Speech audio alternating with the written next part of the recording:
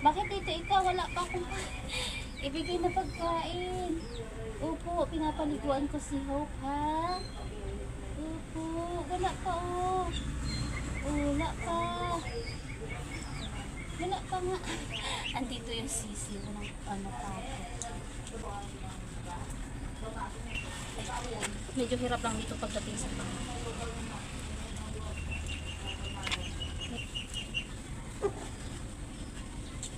Ito kasi dati yung paa niya dito sa hulihan. Nakita ko siya sa kanal.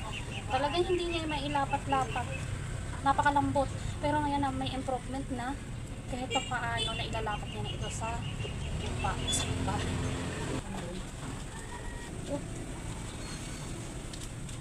So, believe naman yung pag pinapaliguan ko. Napakabait yung aso. So, hindi ko pa nakikita yung owner nito. Kung meron man na maghanap. So, willing naman ako na ibalik sa owner. Ang importante na alagaan ko muna siya. Oh, sorry. Napakabilib yan.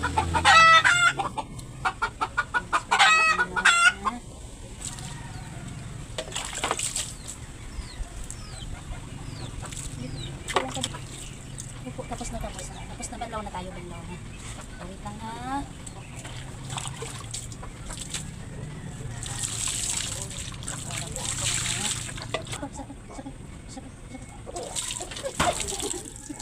Sorry. Tapos na.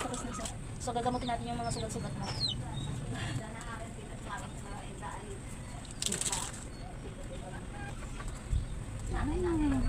Tapos na maligo yan, punas na. Oop, yan. So pupunasan ko na si Hope. Okay. Punas tayo.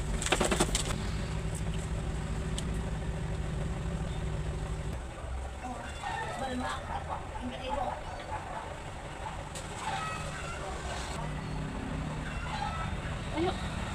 Oh, ilalapat niya na. Oh. Yan ah.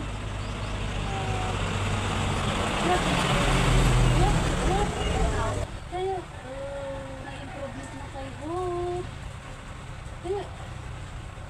Ayan, nailalapat niya na. Dati kasi hindi ito mailapat-lapat yung paa sa hulihan. Nakita ko sa karang.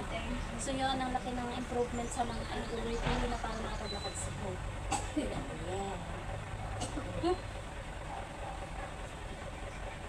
Pagod na. Taas.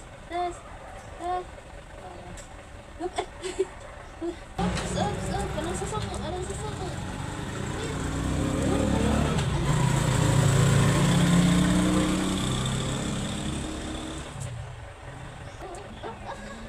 Gusto niya talaga tumayo.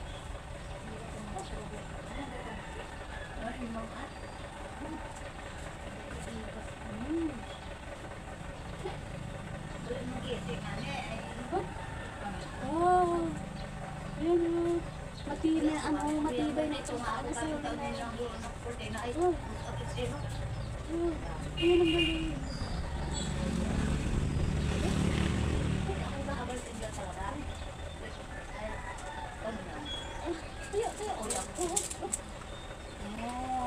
So maganda kasi pag ganito yung bagong ligo siya tapos pinapractice ko na nakatayo para press ko.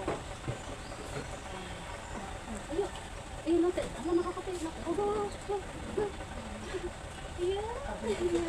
Nakakatayo. Isa pa.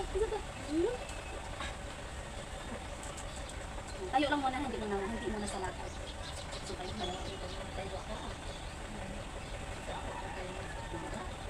Galing!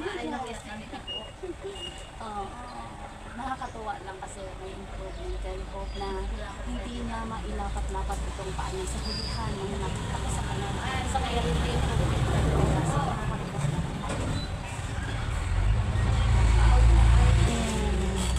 so yan, may mga sugat-sugat siya. So gagamutin ko kaya kailangan na ipasok mo na sa kulungan para hindi masyadong lumala. So